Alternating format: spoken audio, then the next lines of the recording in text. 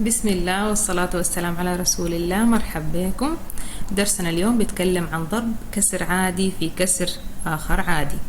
القاعدة بتقول إنه إذا دايرين نضرب كسر عادي في كسر عادي، نضرب بسط الكسر الأول في بسط الكسر الثاني ومقام الكسر الأول في مقام الكسر الثاني. الكلام ده باختصار معناه شنو؟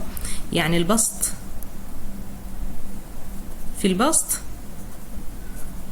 والمقام على المقام في المقام. ده معنى القاعدة دي. طيب نفهم الكلام ده أكتر لما نجي نضرب عديل. ناخد لنا كسور، ناخد الكسر 1/3 مضروب في 1/5. وين البسط؟ هذا البسط الكسر الأول، هذا اللي هو بسط الكسر الثاني، هذا بسط الكسر مقام الكسر الأول ومقام الكسر الثاني. هأضربهم الاثنين في بعض، 1 في 1 اللي هو البسطين ضربناهم في بعض، والمقامات ضربناها أيضا في بعض، 3 في 5. الناتج كم؟ 1 في 1 ب1، و3 في 5 ب15. كده جبنا ناتج ضرب الكسر 1/3 في 1/5.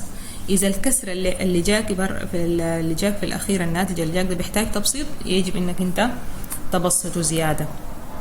طيب عندي الكسر 5/8 مضروب في 2/3.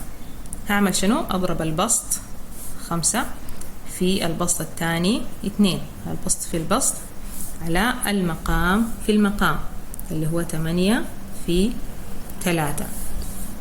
جاني الناتج كم؟ 5 في 2 ب10، و8 في 3 ب24. عفوا 24. تمام. إذا العدد بيتبسط أكتر قلنا لازم نبسطه. طيب كيف ممكن أبسط الكسر 10/4؟ أشوف 10 وال24. عفوا 10 وال24 بتلاقوا الاثنين في جدول كم؟ في جدول 2. 10/2 لما نيجي نقسم 10/2 الناتج كم يا جماعة؟ ب5. وال24/2 الناتج 12.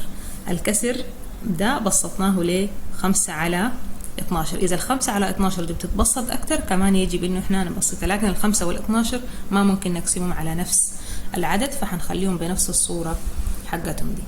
طيب عندي الكسر 3/2 مضروب في 2/9. كسر 3/2 مضروب في 2/9. طوالي أضرب البسط الأول في البسط الثاني على المقام الأول في المقام الثاني. 3 في 2 ب6، و2 في 9 ب18.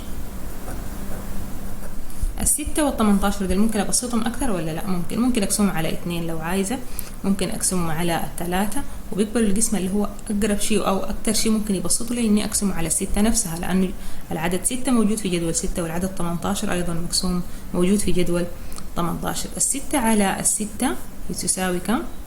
1. وال18 لما جيت أقسمها على 6 تديني كم؟ 3.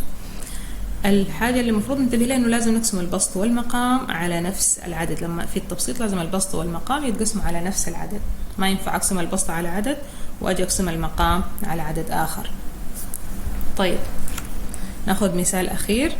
عندي 6/8 مضروبة في 1/5 يساوي كم؟ أضرب البسط في البسط 6 في 1 على المقام في المقام 8 في 5. 6 في 1 ب6، و8 في 5 ب40. أشوف هل ممكن ألقى 6 وال40 ديل في نفس الجدول أو ممكن أبسطهم كيف؟ طيب ممكن أقسمهم الاثنين على 2 اللي هو 6/2 بديني كم يا جماعة؟ ب3. وال40 دي لما نجي أقسمها على 2 اللي قسمين يعني بديني كم؟ 20.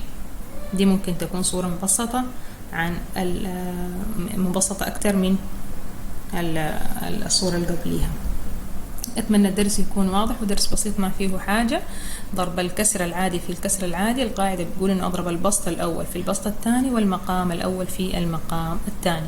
النتيجة إذا جاتني في أبسط صورة بخليها في أبسط صورة، وإذا في إمكانية إني أختصر زيادة وأبسط الكسر أكتر ببسط الكسر بإني أقسم البسط والمقام على نفس العدد، يعني يكون البسط والمقام موجودين لي في جدول واحد، أو ممكن يقبل القسمة على عدد واحد. أتمنى الشرح يكون واضح، وشكرا لكم.